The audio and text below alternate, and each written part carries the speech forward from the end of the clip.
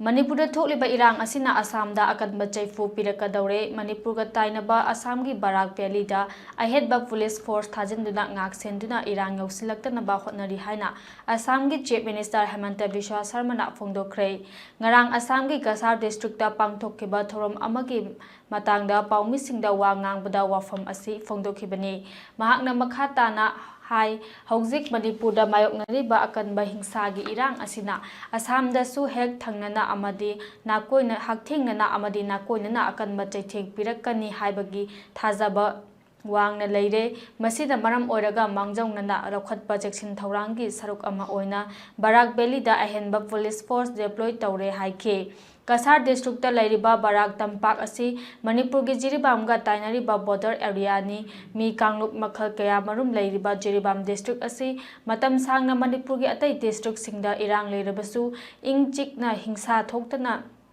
Leirakhiba district ni chatliba chahi asigi June thada laumi ama kuki militant singna nomaina kaptuna hatlaba